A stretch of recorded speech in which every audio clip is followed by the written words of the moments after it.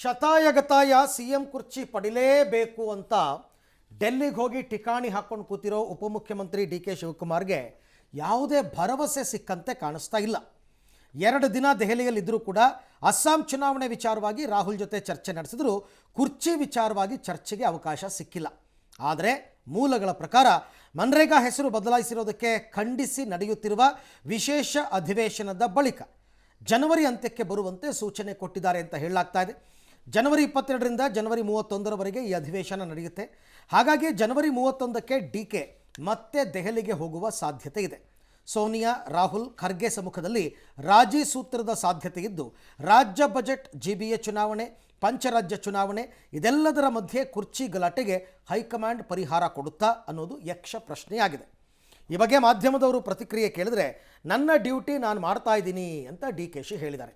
ಇನ್ನು ಸಚಿವ ಜಾರಕಿಹೊಳಿ ಅವರು ಮಾತನಾಡಿ, ಈಗ ಅಸ್ಸಾಂ ಚುನಾವಣೆ ಬಂದಿದೆ, ಜೊತೆಗೆ ಗ್ರೇಟರ್ ಬೆಂಗಳೂರು ಚುನಾವಣೆ ಸಹ ಬಂದಿದೆ, ಸಿಎಂ ಬದಲಾವಣೆ ಚರ್ಚೆ ನಿಲ್ಲಿಸೋದು ಸೂಕ್ತ, ಮುಂದಿನ ಅವಧಿಗೆ ನಾನು ಸಿಎಂ ಆಗೋದಕ್ಕೆ ಪ್ರಯತ್ನ ಮಾಡ್ತೀನಿ ಅಂತ ಸಚಿವ ಸತೀಶ್ ಜಾರಕಿಹೊಳಿ ಹೇಳಿದ್ದಾರೆ. ದಾವಣಗೆರೆಯ ಚನ್ನಗಿರಿಯಲ್ಲಿ ಮುಂದಿನ ಸಿಎಂ ಸಾಹುಕಾರ್ ಜಾರಕಿಹೊಳಿ ಅಂತ ಅಭಿಮಾನಿಗಳು ಘೋಷಣೆಯನ್ನು ಕೂಗಿದ್ದಾರೆ.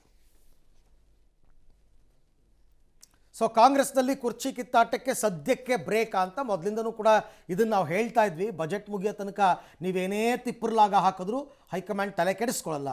ಜನವರಿ ಅಂತ್ಯಕ್ಕೆ ಅಂದರೆ ಇನ್ನೊಂದು 10-12 ದಿನ ಅಂತ ಅಂದ್ಕೊಳ್ಳೋಣ, CM DCMಗೆ ಬರೋದಕ್ಕೆ ಹೇಳಬಹುದು. CM DCMಗೆ ಹೈಕಮಾಂಡ್ ಬುಲಾವ್ ನೀಡಬಹುದು. ವಿಶೇಷ ಅಧಿವೇಶನ 31ಕ್ಕೆ ಮುಗಿಯುತ್ತೆ, ಅವತ್ತೇ ಬನ್ನಿ ಅನ್ನಬಹುದು, ಗೊತ್ತಿಲ್ಲ. ಕೊಟ್ಟ ಮಾತಿನಂತೆ ನಡ್ಕೊಳ್ಳಿ ಅಂತ DK ಶಿವಕುಮಾರ್ ಪಟ್ಟು ಹಿಡಿಯುವ ಸಾಧ್ಯತೆ. ಈಗಲೂ ಬಹುತೇಕ ಅವರು ಅದನ್ನೇ ಮಾಡಿರ್ತಾರೆ ಡೆಲ್ಲಿನಲ್ಲಿ, ಅವಾಗಲೂ ಅದನ್ನೇ ಮಾಡ್ತಾರೆ. ಮತ್ತೊಂದು ಕಡೆ CM ಬಜೆಟ್ ಮಂಡನೆಗೆ CM ಅವಕಾಶ ಕೇಳ್ತಾರೆ, ಬಜೆಟ್ ಮಂಡನೆ ಆಗಲಿ ಅಂತ. ಯಾಕೆಂದರೆ ಈಗಾಗಲೇ CM ಹೇಳ್ಬಿಟ್ಟಿದ್ದಾರೆ ಏನಂತ, ಹೈಕಮಾಂಡ್ ನಿರ್ಧಾರಕ್ಕೆ ನಾನು ಬದ್ಧ ಅಂತ. ಇದಕ್ಕೆ ಬಹುತೇಕ DK ಶಿವಕುಮಾರ್ ಒಪ್ಕೋತಾರೆ. ಬಟ್ ಮಾತುಕತೆ ಈಗ ಆಗೋಗಲಿ, ನೀವು ಆಮೇಲೆ ಬಿಟ್ಕೊಡಿ ಪರವಾಗಿಲ್ಲ, ಎಲ್ಲರ ಸಮ್ಮುಖದಲ್ಲಿ ಒಪ್ಪಂದ ಮಾತುಕತೆ ಆಗೋಗಲಿ ಅಂತಕ್ಕಂಥದ್ದು ಅವರ ಲೆಕ್ಕಾಚಾರ. ಏನು ಮಾತಾಡಿದ್ದಾರೆ ಕೇಳಿಸ್ಕೊಳ್ಳೋಣ ಫಸ್ಟ್. ನೀವೇ ಎಲ್ಲ ವಿಚಾರನೂ ನೀವೇ ಚರ್ಚೆ ಮಾಡ್ತಾ ಇದ್ದೀರಾ, ನೀವೇ ವಾದ ಮಾಡ್ತಾ ಇದ್ದೀರಾ, ನೀವೇ ತೀರ್ಪು ಕೊಡ್ತಾ ಇದ್ದೀರಾ, ನೀವೇ ಮಾಡ್ತಾ ಇದ್ದೀರಾ, ನೀವೇ ನಮ್ಮ ಹೈಕಮಾಂಡ್ ಆಗ್ಬಿಟ್ಟಿದ್ದೀರಾ. ಈಗ ಮೀಡಿಯಾನ ನಾನು ಏನು ಮಾತಾಡ್ತಾನೇ ಇಲ್ಲ, ನನ್ನ ಡ್ಯೂಟಿ ನಾನು ಮಾಡ್ತಾ ಇದ್ದೀನಿ. ಸಂಡೇ ಭಾಳ ವೆದರೆಲ್ಲ ಫಸ್ಟ್ ಕ್ಲಾಸ್ ಆಗಿದೆ, ಈ ಪ್ರಕೃತಿನ ಆನಂದ ಪಡ್ತಾ ಇದ್ದೀನಿ. ನಾನು ಡಿಸ್ಕ್ಲೋಸ್ ಮಾಡೋಕ್ಕಾಗಲ್ಲ. ಬಟ್ ನಾವು ರಾಜಕಾರಣ ಮಾಡೋರೆ, ಸರ್ಕಾರ ನಡೆಸೋರು, ಜನಕ್ಕೆ ಒಳ್ಳೇದಾಗಲಿ ಅಂತ ಬಯಸೋರು, ಅನೇಕ ಸರ್ಕಾರದ ಕೆಲಸಗಳಿರ್ತದೆ, ಪಕ್ಷದ ಕೆಲಸಗಳಿರ್ತದೆ, ಅವೆಲ್ಲ ಕೂಡ ನಾವು ಮಾಡಬೇಕಾಗ್ತದಲ್ಲ. ಅವೆಲ್ಲ ನಿಮ್ಮ ಹತ್ರ ನಾವು ಮಾತಾಡೋಲ್ಲ. ಕಾಲ ಎಲ್ಲ ಉತ್ತರ ಕೊಡ್ತದೆ. ನಾವೆಲ್ಲ ರಾಜಕಾರಣಿಗಳು ಏನು ರಾಜಕಾರಣ ಮಾಡಬೇಕು, ಖಂಡಿತ ಎಲ್ಲ ರಾಜಕಾರಣಿಗಳು ಮಾಡೇ ಮಾಡ್ತಾರೆ. ಇದರಲ್ಲೇನು ತಪ್ಪೇನಿಲ್ಲ. ಯಾರು ಭೇಟಿ ಮಾಡಬೇಕು, ನಮ್ಗೆ ಯಾರ್ಯಾರಿಗೆ ಅನುಕೂಲಕ್ಕೆ ನಮ್ಮನ್ನು ಭೇಟಿ ಮಾಡಬೇಕು, ನಾವು ಕೇಳಿರ್ತೀವಿ, ನಾವು ಮಾಡ್ತೀವಿ. ನಾವು ಇಲ್ಲಿ ಬರೋದೇ ಸರ್ಕಾರದ ಕೆಲಸಕ್ಕೆ, ಪಕ್ಷದ ಕೆಲಸಕ್ಕೆ, ನಮ್ಮ ರಾಜಕೀಯಕ್ಕೋಸ್ಕರನೇ ನಾವು ಇಲ್ಲಿಗೆ ಬರೋದು. ಅದನ್ನೇ ಯಾಕೆ ನಾನು ಡಿಸ್ಕ್ಲೋಸ್ ಮಾಡಬೇಕು? ಕಾಲ ಎಲ್ಲ ಉತ್ತರ ಕೊಡ್ತದೆ. ಒಂದೇ ಮಾತಲ್ಲಿ ಹೇಳೋದಾದರೆ, time will answer for everything. ಮನ್ರೇಗಾದ ವಿಚಾರವಾಗಿ ನಾವು ಹೋರಾಟ ಮಾಡ್ತೀವಿ. ಈಗಾಗಲೇ ಎಲ್ಲ ಪಂಚಾಯತಿ ಮೆಂಬರ್ಗೂ ತಿಳಿಸಿದ್ದೀವಿ, MLAಗಳು ಮೀಟಿಂಗ್ ಮಾಡಿದ್ದೀನಿ. ಪಂಚಾಯತಿ ಲೆವೆಲ್ಲಿ ಕಂಪಲ್ಸರಿ ಈ ಮೀಟಿಂಗ್ನ ರೆಸಲ್ಯೂಷನ್ ಮಾಡಿಸ್ತೀವಿ. ಪ್ರತಿ ಕ್ಷೇತ್ರದಲ್ಲೂ ಕೂಡ 5 ಕಿಲೋಮೀಟರ್ ಪಾದಯಾತ್ರೆ ಕಾರ್ಯಕ್ರಮನ ಕಂಪಲ್ಸರಿ ನಾವು ಮಾಡ್ತೀವಿ. ಸಾವುಕಾರ CM ಆಗಬೇಕು ಅಂತ ಇಲ್ಲ, ಅದು ಈಗಲ್ಲ, ಮುಂದೆ ಈಗ ಅವಧಿಗಲ್ಲ, ಅದು ಮುಂದಿನ ಅವಧಿಗಲ್ಲ. ಈಗೆಲ್ಲ ನೀವು ಕನ್ಫ್ಯೂಸ್ ಮಾಡಬೇಡಿ, ಯಾರಾಗೋರು ಆಗಲಿ. ಈಗ ನಮ್ಮದು ಸಪೋರ್ಟ್ ಇದೆ. ಅದೇನಿದ್ರು ನಮ್ಮ ಮುಂದಿನ 28 ಅಂತ ಹೇಳಿದ್ರೆ ಅವಾಗ ಅದು ಇನ್ನೊಂದು ಅವ್ರವ್ರ ಅಭಿಮಾನಿಗಳ ಆಸೆ ಅಷ್ಟೇ. ನೋಡೋಣ, ಈಗಂತ ಅವಶ್ಯಕತೆ ಇಲ್ಲ. ಚುನಾವಣೆ ಬಂದಿದೆ, ಈಗ ಅಸ್ಸಾಂ ಚುನಾವಣೆ ಇದೆ, ನಮ್ಮಲ್ಲಿ ಕೂಡ ಗ್ರೇಟರ್ ಬೆಂಗಳೂರು ಚುನಾವಣೆ ನಡೀತಾ ಇದೆ. ಸೊ ಅಂತಿಮವಾಗಿ ಹೈಕಮಾಂಡ್ ನಿರ್ಧಾರ ಮಾಡ್ತಾರೆ. ಸೊ ಈಗ ಹತ್ರ ಅವಶ್ಯಕತೆ ಇಲ್ಲ ಚರ್ಚೆ ಇಲ್ಲ. ಹೋಗೋದು ಬರೋದು ಅದು ರಾಜಕೀಯದಲ್ಲಿ. ಅದೇ ಅವರು CM ಇದ್ದಾರೆ, ಸಾಕಷ್ಟು ಡಿಪಾರ್ಟ್ಮೆಂಟ್ ಹೊಂದಿದ್ದಾರೆ. ಸೊ ಪ್ರತಿ ಸಾರಿ ಹೋಗ್ತಾರೋ ಗೊತ್ತಿಲ್ಲ, ಆದರೂ ಹೋಗಿದ್ದಾರೆ, ಬಂದಿದ್ರು, ಮತ್ತೆ ಹೋಗಿದ್ದಾರೆ. ಅಸ್ಸಾಮು ಸರ್ಕಾರ ಬಂದು 2.5 ವರ್ಷ ಆದರೂ ಇನ್ನೂ ಅವ್ರವ್ರ ಅನುಕೂಲಕ್ಕೆ ಕೆಲಸ ಮಾಡ್ಕೋತಾ ಇದ್ದಾರೆ ವಿನಃ ಜನರ ಅನುಕೂಲದ ಬಗ್ಗೆ ಚಿಂತೆನೇ ಇಲ್ಲ. ಯಾರೂ ಚಿಂತೆ ಮಾಡ್ತಿಲ್ಲ. ಅದರಲ್ಲೂ ಈ BJP ಗೌರ್ನಮೆಂಟ್ ಇದ್ದಾಗಲೂ ಕೂಡ ಒಂದು ಹಂತಕ್ಕೆ ಹೀಗೆ ಆಗಿತ್ತು. ಅಧಿಕಾರ ಹಸ್ತಾಂತರದ ಸಂದರ್ಭದಲ್ಲಿ ಯಡಿಯೂರಪ್ಪನವರು ರಾಜೀನಾಮೆ ಕೊಟ್ಟರು, ಬಸವರಾಜ ಬೊಮ್ಮಾಯಿ ಬಂದರು. ಆಗ ನಿಮ್ಗೆ ಯಾವುದೇ ಒಂದು ಸರ್ಕಾರ ಬಂದರೂ 6 ತಿಂಗಳು ಹನಿಮೂನ್ ಪೀರಿಯಡ್ ಅಂತ ಅಂದ್ಬಿಡ್ತಾರೆ, ಆಯಿತಾ. ಈಗ ಅಡ್ವಾನ್ಸ್ ಆಗಿ ಹನಿಮೂನ್ ಪೀರಿಯಡಲ್ಲಿ ಇದ್ದಾರೆ ಅವರು. ಇನ್ನೂ ಅಧಿಕಾರ ಹಸ್ತಾಂತರ ಆಗುತ್ತಾ ಇಲ್ವಾ ಗೊತ್ತಿಲ್ಲ ನನಗೆ.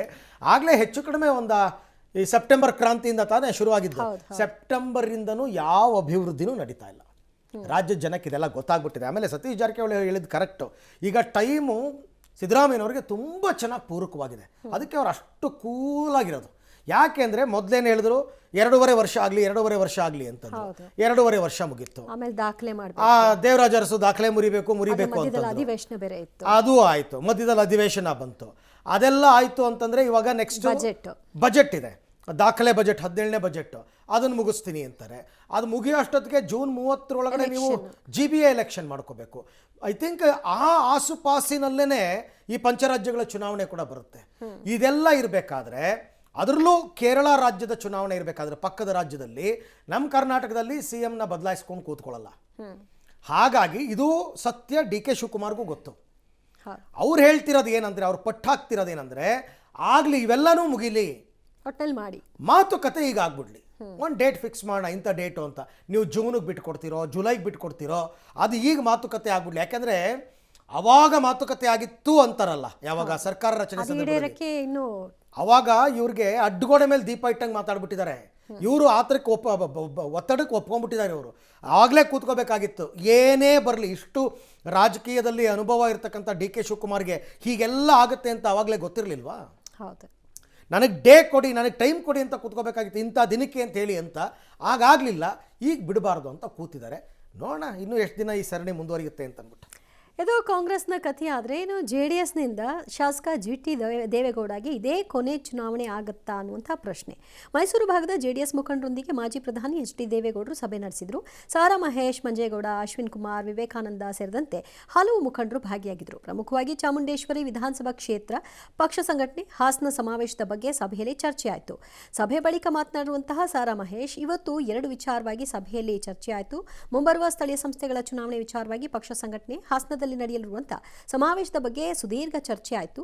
ಚಾಮುಂಡೇಶ್ವರಿ ಕ್ಷೇತ್ರದ ಶಾಸಕರು ನಮ್ಮ ಜೊತೆ ಸಕ್ರಿಯವಾಗಿಲ್ಲ, ಅಲ್ಲದೆ GT ದೇವೇಗೌಡರನ್ನ ಮತ್ತೆ ಪಕ್ಷ ಕರೆತರುವಂತಹ ಮನಸ್ಥಿತಿಯಲ್ಲಿ ಯಾರೂ ಇಲ್ಲ.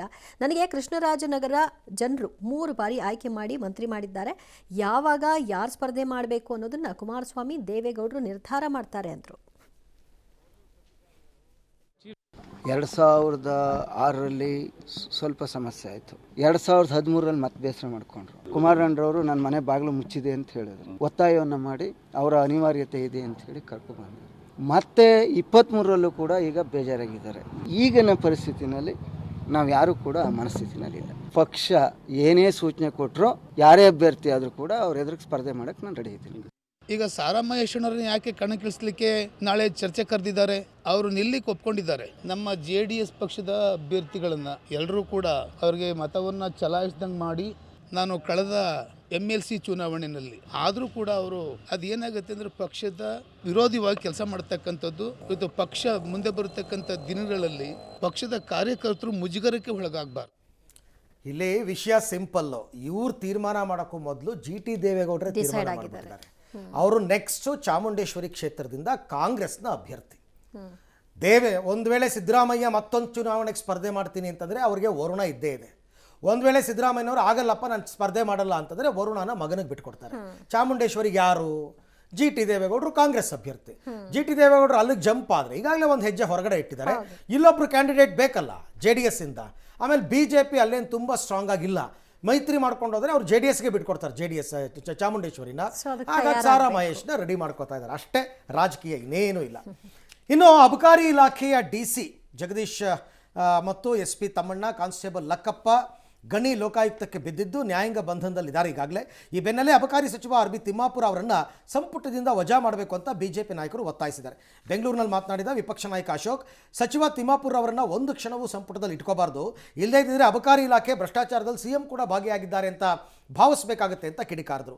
ಲೈಸೆನ್ಸ್ ಕೊಡೋದಕ್ಕೆ 3542 ಕೋಟಿ ರೂಪಾಯಿ ಮೊತ್ತದ ಭ್ರಷ್ಟಾಚಾರ ಆಗಿದೆ ಅಂತ ಪರಿಷತ್ ವಿಪಕ್ಷ ನಾಯಕ ಛಲವಾದಿ ನಾರಾಯಣಸ್ವಾಮಿ ಅವರು ಆರೋಪ ಮಾಡಿದ್ದಾರೆ. ಆದರೆ ಯಾರು ತಪ್ಪು ಮಾಡಿದಾರೋ ಅವರು ನೀರು ಕುಡಿಬೇಕು ಅಂತ CM ಸಿದ್ದರಾಮಯ್ಯ ಹೇಳಿದ್ದಾರೆ. ಪ್ರಕರಣದ ಬಗ್ಗೆ ಅಬಕಾರಿ ಸಚಿವ ತಿಮ್ಮಾಪುರ ಪ್ರತಿಕ್ರಿಯಿಸಿ, ಕೆಲ ಅಧಿಕಾರಿಗಳು ಈ ರೀತಿ ಮಾಡಿ ಸಿಗಾಕೋತಾರೆ, ಆಮೇಲೆ ತಪ್ಪಿಸ್ಕೊಳ್ಳೋದಕ್ಕೆ ಸಚಿವರ ಹೆಸರು ಹೇಳ್ತಾರೆ ಅಂತ ಹೇಳಿದ್ದಾರೆ. ಇಲಾಖೆಯಲ್ಲಿ ಭ್ರಷ್ಟಾಚಾರ ತಪ್ಪಿಸೋದಕ್ಕೋಸ್ಕರನೇ ಕೆಲವೊಂದು ಬದಲಾವಣೆ ತಂದಿದ್ದೀನಿ, ತಮ್ಮಣ್ಣ ಅಥಾರಿಟಿ ವ್ಯಕ್ತಿ ಅಲ್ಲ ಅಂತ ಹೇಳಿದ್ದಾರೆ. ಅಲ್ಲದೆ ಸಸ್ಪೆಂಡ್ ಮಾಡೋದಕ್ಕೆ ಹೇಳಿದಾಗಲೇ ಲೋಕಾಯುಕ್ತದವರು ಕೋರ್ಟ್ಗೆ ಹೋಗಿದ್ದಾರೆ ಅಂತ ಹೇಳಿದ್ದಾರೆ. ಈ ಮಧ್ಯೆ ಹಗರಣದ ಬಗ್ಗೆ ಆಂತರಿಕ ತನಿಖೆ ನಡೆಸಿ ವರದಿ ಕೊಡುವಂತೆ ಅಬಕಾರಿ ಆಯುಕ್ತ ವೆಂಕಟೇಶ್ಗೆ ಸಚಿವ ತಿಮ್ಮಾಪುರ್ ಸೂಚಿಸಿದ್ದಾರೆ. ಇಷ್ಟು ದಿನಗಳ ಕಾಲ ಅಬಕಾರಿ ಇಲಾಖೆಗೆ ಟಾರ್ಗೆಟ್ ಕೊಡ್ತಾ ಇದ್ರು. CL7 1.5 ಕೋಟಿ, ಅದು CL2 1.5 ಕೋಟಿ, CL9 1 ಕೋಟಿ, ಮೈಕ್ರೋ ಬ್ರಿವರಿ, ಅದು 2.5 ಕೋಟಿ ರೂಪಾಯಿ ಲಂಚ ಮಿನಿಮಮ್. ನಾನು ಹೇಳ್ತಾ ಇರೋದು ಯಾಕಂದ್ರೆ ಟೇಬಲ್ ಟು ಟೇಬಲ್ ಹೋಗ್ಬೇಕು. ಸರ್ಕಾರಕ್ಕೆ ಸಿದ್ದರಾಮಯ್ಯನಿಗೆ ಹೋಗೋ ಲಂಚ ಇದು. ಕುಡ್ಸಿ ಜನಗಳನ್ನ ಹಾಳು ಮಾಡ್ತಾ ಇದ್ದೀರಾ ಒಂದ್ ಕಡೆ. ಇನ್ನೊಂದ್ ಕಡೆ ನಶೆ. ತಿಮ್ಮಾಪುರೆ ಅವರು ಅಬ್ಕಾರಿ ಮಂತ್ರಿ, ಅಧಿಕಾರದಲ್ಲಿ ಇರಬಾರ್ದು, ರಾಜೀನಾಮೆ ಕೊಡ್ಬೇಕು. ಅವ್ರು ರಾಜೀನಾಮೆ ಪಡೆದಿಲ್ಲ ಅಂದ್ರೆ ಇದರ ಪಾಲು ಮುಖ್ಯಮಂತ್ರಿಗೆ 80% ಹೋಗ್ತೈತೆ ಅಂತ ನಾವು ತಿಳ್ಕೊಂಡಿದ್ದೀವಿ. 3642 ಕೋಟಿ ರೂಪಾಯಿಗಳು ಅಬಕಾರಿ ಇಲಾಖೆಯಲ್ಲಿ ಭ್ರಷ್ಟಾಚಾರ ಈಗ ನಡೆದಿದೆ. ನೀವು ಕರಿ ಕಾಗೆನೇ ಆಗಿದ್ದೀರಿ. ಕಪ್ಪು ಚುಕ್ಕೆ ಹೆಂಗೆ ಕಾಗೆಯಲ್ಲಿ ತೋರಿಸೋದು ನಾವು? ಈ ರೀತಿ ಒಂದೊಂದು ಇಲಾಖೆಯಲ್ಲೂ ಭ್ರಷ್ಟಾಚಾರ ನಡೀತಿದ್ರೆ ವಿರೋಧ ಪಕ್ಷದವರಾಗಿ ನೀವು ಹೋರಾಟನೇ ಮಾಡೋದು. ಹೆಂಗ್ ಹೋರಾಟ ಮಾಡ್ಲಿ? ನೀವೇನಾದ್ರೂ ಸಚಿವರನ್ನ ವಜಾ ಮಾಡ್ಲಿಲ್ಲ ಅಂದ್ರೆ ನಮ್ಮ ಹೋರಾಟವನ್ನ ನಾವು ಮುಂದುವರಿಸ್ತೀವಿ. ಯಾರು ತಿಂತಾರೆ ಅವ್ರ ಮೇಲೆ ಕ್ರಮ ತಗೊಳ್ಳಿ. ನಾವು ಅದ್ರ ಮೇಲೆ ಅದಕ್ಕೆ ಅಡ್ಡಿ ಬರಲ್ಲ. ಗೊತ್ತಿಲ್ಲ ಈಗ 40% ಕಮಿಷನ್ ತಗೋತಾರೆ ಅಂತ ಯಾರು ಹೇಳುದು?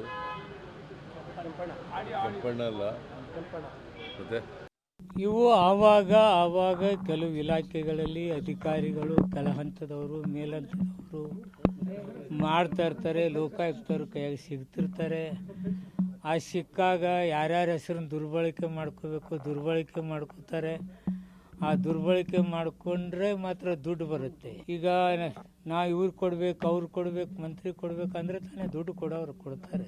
ಉಪ್ಪು ತಿನ್ನೋ ನೀರು ಕುಡಿಬೇಕು, ಅವನು ಇಮಿಡಿಯೇಟ್ ಸಸ್ಪೆಂಡ್ ಮಾಡಿ ಅಂತ ಹೇಳಿದ್ದೀವಿ.